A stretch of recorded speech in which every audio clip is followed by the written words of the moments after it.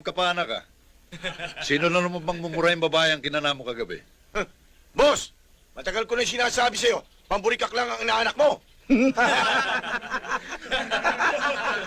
Pinipilit mo yung singgaw sa trabaho ng mga barako. Eh, kumag naman yung inaanak mo. Ang lahat ng tao, Bogi, nagmumula sa maliit. At itong inaanak ko, balang araw, magiging malaki. Mas malaki sa'yo.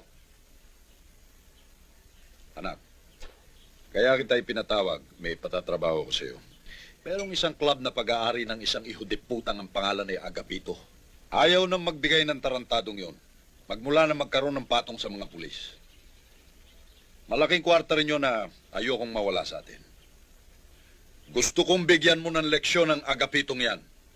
Ipakita mo kung paanong magalit ang ninong rustiko mo sa ihudiputang yan. Sandali lang, boss. Sandali lang. Hindi yata tama yan. Inuubaran niyo na ako ng trabaho dahil sa inaanak mo. Ako ang gumagawa ng programa ng mga kilos natin. Kung ano ang sabihin ko, yun ang gagawin nyo. Ninong, kakausapin ko lang itong baso sa to, Sandali lang.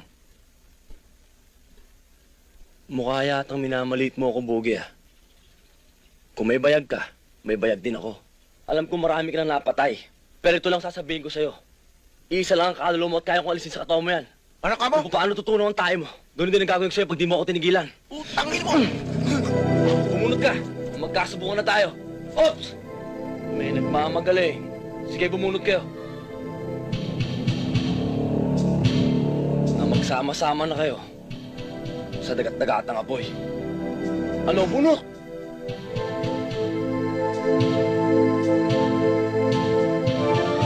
Ninong, yung pinagagawa mo sa akin, aayusin ko na. Sige ho, Ninong. Aalis na ho kami.